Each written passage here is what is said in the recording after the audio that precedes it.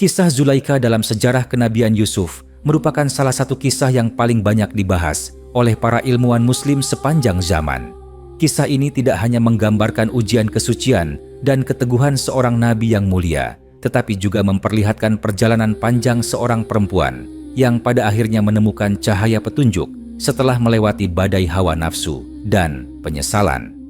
Para ilmuwan muslim seperti Ibnu Katsir, Imam Al-Qurtubi, Imam At-Tabari, dan para ahli tafsir lainnya menyebut bahwa kisah Zulaikha bukanlah sekadar kisah cinta seorang perempuan kepada seorang pemuda yang tampan, tetapi sebuah gambaran tentang ujian moral, perjalanan ruhani, perubahan hati, serta bukti bahwa Allah dapat membolak-balikan jiwa siapapun dan mengarahkannya kepada kebenaran pada saat yang telah ditakdirkan. Dalam kisahnya, Zulaikha digambarkan sebagai istri seorang pejabat tinggi Mesir yang memiliki kekuasaan harta dan kedudukan.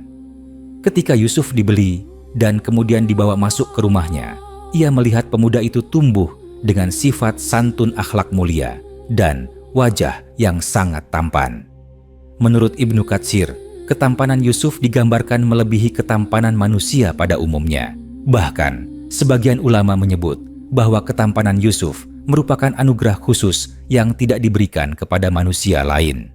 Kecantikan dan ketampanan dalam pandangan para ilmuwan muslim bukanlah sekadar nilai fisik, tetapi bisa menjadi ujian bagi pemiliknya maupun bagi orang lain yang melihatnya. Disinilah awal perjalanan Zulaikha bermula. Para ilmuwan muslim menjelaskan bahwa Zulaikha pada mulanya adalah perempuan terhormat, memiliki derajat sosial yang tinggi dan disanjung masyarakat. Namun ketika godaan syahwat muncul, ia mulai kehilangan kontrol terhadap akal dan kehormatannya. Ia mencoba merayu Yusuf yang pada saat itu masih sangat muda. Nabi Yusuf digambarkan sebagai sosok yang benar-benar terjaga kesuciannya, penuh rasa takut kepada Allah dan memiliki keteguhan iman yang tidak tertandingi. Ketika Zulaikha mengajaknya kepada perbuatan maksiat, Yusuf menolaknya sambil memohon perlindungan kepada Allah. Penolakan ini dijelaskan oleh para ulama sebagai bentuk ketegasan hamba pilihan Allah yang lebih memilih kesulitan dunia daripada menodai kehormatan dan melanggar perintah Rabb-Nya. Ketika Zulaikha semakin terobsesi, ia menutup pintu-pintu kamar dan memerintahkan Yusuf untuk mendekat. Peristiwa ini merupakan salah satu momen yang paling sering dikupas oleh para ilmuwan muslim. Imam Al-Qurtubi menyebutkan bahwa penutupan pintu-pintu itu menunjukkan bahwa Zulaikha telah benar-benar dirasuki hawa nafsu hingga ia lupa terhadap kedudukan dan kehormatannya. Namun, Allah melindungi Yusuf dan membuat hati Yusuf kokoh hingga ia memilih lari menuju pintu dan menjauh dari perempuan itu. Para ulama sepakat bahwa pelarian Yusuf bukanlah tanda kelemahan, tetapi menunjukkan kemampuan luar biasa dalam mengendalikan diri, serta bukti tertinggi tentang kesucian seorang nabi. Ketika sang suami datang dan insiden itu terbongkar, Zulaikha mencoba menutupi perbuatannya. Namun Allah menampakkan bukti kebenaran Yusuf melalui kesaksian seorang anak atau seorang kerabat yang menurut sebagian mufasir merupakan tanda dari Allah untuk menyelamatkan hamba pilihannya. Disinilah para ilmuwan muslim menegaskan bahwa kebenaran sejati selalu memiliki jalan untuk tampak. Walaupun demikian, tekanan sosial membuat Zulaikha terpaksa menyimpan rasa dan hasratnya. Para perempuan bangsawan di Mesir pun ikut bergunjing mengenai obsesinya kepada Yusuf. Ketika Zulaikha mengundang mereka dan memberi sebuah pisau, serta menyuruh mereka memotong buah, saat Yusuf masuk, mereka pun tersentak dan terluka karena kekaguman yang luar biasa, sehingga mereka memaklumi perasaan Zulaikha. Banyak ulama menafsirkan adegan ini sebagai bukti bahwa kecantikan dan ketampanan Yusuf bukanlah kecantikan biasa, tetapi cahaya yang Allah pancarkan pada diri seorang nabi. Setelah upaya rayuannya gagal, Zulaikha justru meminta agar Yusuf dipenjara. Para ilmuwan muslim seperti Ibnu Katsir menyebut bahwa Zulaikha pada saat itu berada di puncak kesesatan emosinya. Ia memilih menghukum seseorang yang tidak bersalah demi melindungi kehormatannya dari rasa malu di hadapan masyarakat. Yusuf akhirnya masuk penjara bukan karena kesalahan, tetapi karena fitnah dan keputusan politik rumah tangga penguasa Mesir. Namun, dalam pandangan para ulama, penjara bukanlah penurunan derajat bagi Yusuf. Sebaliknya, itu adalah tempat Allah mempersiapkannya untuk masa depan besar yang telah ditetapkan. Kisah Zulaikha tidak berhenti sampai Yusuf keluar dari penjara lalu menjadi penguasa yang bijak di Mesir. Para ilmuwan Muslim sepakat bahwa Zulaikha mengalami perubahan spiritual yang sangat besar pada masa itu. Ketika Yusuf telah menjadi pejabat paling berpengaruh dan Zulaikha tidak lagi berada dalam posisi terhormat, sebagian riwayat menyebut bahwa harta dan kekayaannya hilang, serta wajahnya tidak lagi seindah masa mudanya. Pada saat inilah ia mulai merenungi kesalahannya, bertobat kepada Allah dan mengakui bahwa dirinya dahulu tergelincir karena hawa nafsu buta. Para ahli tafsir menggambarkan penyesalan Zulaikha sebagai perubahan ruhani mendalam yang membawa dirinya kepada Tuhan. Dalam beberapa riwayat disebutkan bahwa Zulaikha kemudian bertemu kembali dengan Yusuf dalam keadaan hina dan penuh penyesalan. Yusuf yang pada dasarnya penuh kasih sayang mengetahui bahwa perempuan itu telah berubah. Allah mempertemukan keduanya dalam keadaan yang telah ditakdirkan dengan penuh hikmah. Para ilmuwan Muslim memandang akhir kisah Zulaikha sebagai pelajaran bahwa jiwa manusia dapat berubah total ketika hidayah turun kepadanya. Tidak ada hati yang terlalu keras untuk dilunakkan. Tidak ada dosa yang terlalu besar untuk diampuni. Tidak ada kesalahan yang terlalu kelam hingga tidak dapat diterangi dengan cahaya taubat yang tulus. Kisah Zulaikha bukan hanya tentang cinta, tetapi tentang perubahan jiwa dari ketertarikan dunia menuju cinta kepada Sang Pencipta. Ini juga menjadi bukti bahwa kesempurnaan Yusuf bukan hanya pada fisiknya, tetapi pada keteguhan moral serta kemampuannya menginspirasi perubahan orang lain. Para ulama menyebut bahwa perjalanan Zulaikha merupakan cermin bagi manusia, bahwa nafsu bisa menjerumuskan, tetapi penyesalan dan kembali kepada Allah dapat mengubah seluruh hidup dan mengangkat derajat seseorang. Dengan demikian, kisah ini dalam pandangan ilmuwan Muslim bukan hanya catatan sejarah, tetapi cermin spiritual yang mengajarkan bahwa ujian bisa menimpa siapa saja. Hawa nafsu bisa menjerumuskan manusia sehebat apapun. Namun, di balik itu semua selalu ada jalan kembali.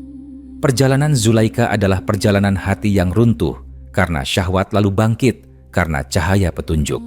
Sedangkan perjalanan Yusuf adalah perjalanan seorang hamba, pilihan yang selalu dijaga dan ditinggikan derajatnya karena ketakwaan dan kesucian jiwanya.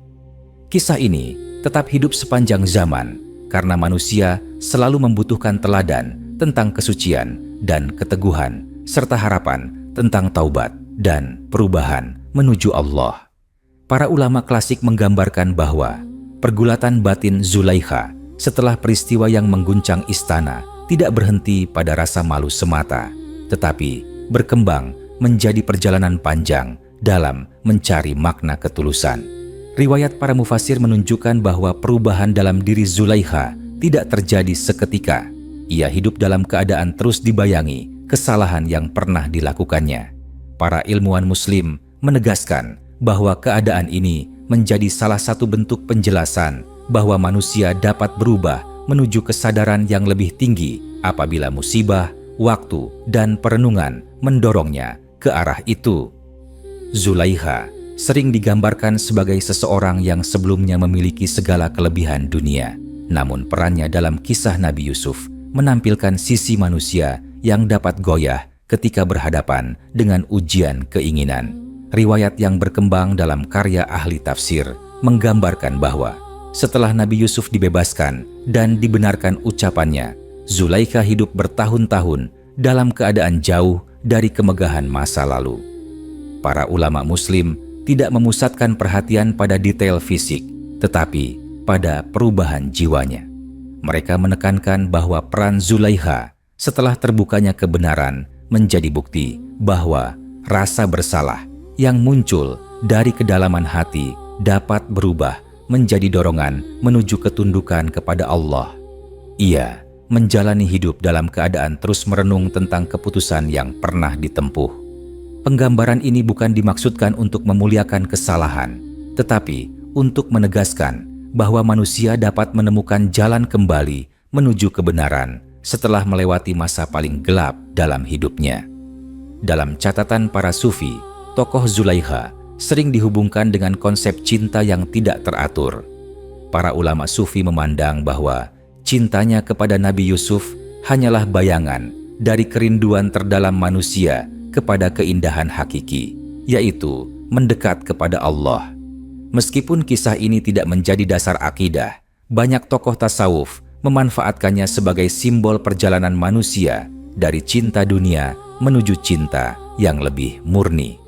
Mereka menegaskan bahwa kisah Zulaikha tidak dianggap semata sebagai tragedi pencobaan, tetapi sebagai gambaran bagaimana manusia dapat memulai perjalanan spiritual setelah masa keterpurukan. Di sisi lain, ilmuwan Muslim dalam disiplin tafsir menolak kisah-kisah berlebihan yang tidak bersumber kuat. Mereka memusatkan perhatian pada pesan moral yang terkandung. Menurut mereka, perubahan sikap Zulaikha menunjukkan bahwa manusia bisa tersandung oleh hawa nafsu, tetapi pintu perbaikan selalu terbuka. Sebagian ulama menegaskan bahwa ketika Zulaikha akhirnya mengakui kesalahannya secara terbuka, pengakuan tersebut memiliki nilai yang sangat besar. Ia tidak hanya mengakui di hadapan suaminya, tetapi juga di hadapan masyarakat Mesir yang sebelumnya menghormatinya. Pengakuan itu menjadi tanda bahwa kebesaran seseorang bukan terletak pada kedudukan, tetapi pada kemampuan menundukkan ego dan mengakui kesalahan secara jujur. Penjelasan para ahli tafsir mengenai kehidupan Zulaikha pada masa akhir sering mengandung pesan mendalam. Banyak ulama menggambarkan bahwa ia menjalani hari-harinya dengan penuh penyesalan dan ketundukan setelah menyadari betapa besar kezaliman yang pernah dilakukannya kepada Nabi Yusuf. Ia menyaksikan bagaimana seseorang yang pernah dianggapnya hanya sebagai budak justru diangkat derajatnya oleh Allah hingga menjadi pemimpin yang disegani. Gambaran ini dilakukan untuk menegaskan bahwa Allah dapat membalikan keadaan manusia kapan saja. Seseorang yang dahulu tidak dihargai dapat diangkat martabatnya, dan seseorang yang dahulu berada di puncak kemewahan dapat jatuh pada titik paling rendah. Para ilmuwan Muslim menjadikan hal ini sebagai pelajaran akhlak bagi setiap manusia agar tidak takjub pada dunia dan tidak merendahkan orang lain. Para ahli sejarah Muslim menyebutkan bahwa pertemuan kembali antara Zulaikha dan Nabi Yusuf pada masa ketika Yusuf telah menjadi pemimpin Mesir digambarkan sebagai momen yang menunjukkan keluasan hati seorang nabi.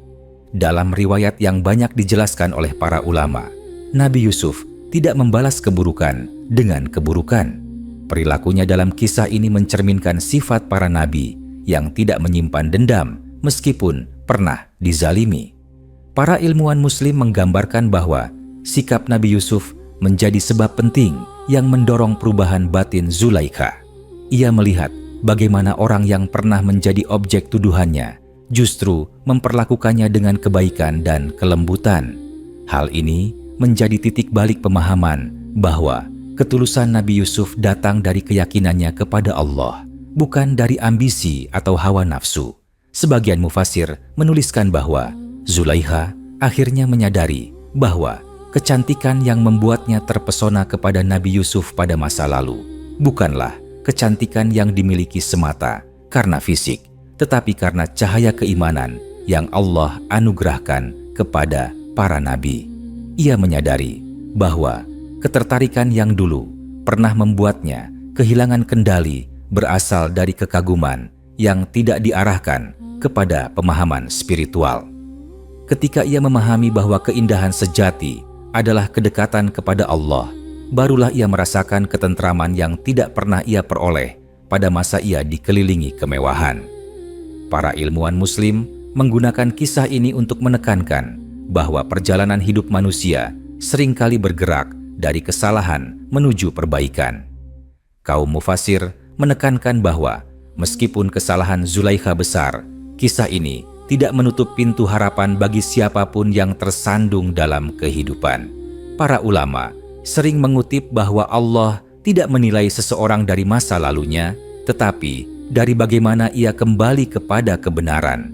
Penjelasan ini juga memperlihatkan bagaimana seorang wanita yang pernah menguasai istana besar akhirnya memilih hidup dalam kesederhanaan demi menebus kesalahan besar yang pernah dilakukannya. Kesederhanaan ini dianggap sebagai bentuk ketulusan dalam perjalanan taubat yang panjang. Kisah Zulaikha menurut ilmuwan Muslim juga memberikan gambaran bahwa cobaan terbesar manusia berasal dari apa yang paling dicintainya. Dalam riwayat, ia pernah sangat terpikat pada Nabi Yusuf sehingga mengabaikan akal sehat dan kehormatan. Namun pada akhirnya, ia menemukan ketenangan saat ia mengubah arah cintanya kepada Allah. Penggambaran ini bukan untuk mengangkat cerita fiktif, tetapi untuk menunjukkan bahwa manusia dapat terperosok dalam keinginan, namun ia dapat kembali apabila menggunakan kesadaran dan rasa takut kepada Allah sebagai pedoman. Kisah Zulaikha kemudian menjadi cermin bagi banyak ulama untuk menjelaskan bahwa kecantikan, kedudukan, dan kekuasaan tidak akan membawa ketenangan apabila hati tidak terhubung kepada Tuhan. Riwayat para mufasir juga menggambarkan bahwa setelah bertahun-tahun kehilangan kemegahan, Zulaikha memahami makna kesabaran. Ia menjadi contoh bahwa penyesalan yang benar adalah penyesalan yang mendorong perubahan perilaku, bukan sekadar kesedihan atas apa yang telah lewat. Para ilmuwan Muslim mengapresiasi perubahan ini dalam riwayat panjang para wanita syalihah yang disebutkan dalam kisah-kisah klasik. Walaupun ada banyak perbedaan pendapat mengenai detail kehidupannya, namun semua ulama sepakat bahwa kisah Zulaikha mengandung pelajaran besar mengenai kesucian, keteguhan, dan batas-batas yang harus dijaga manusia dalam memelihara hatinya.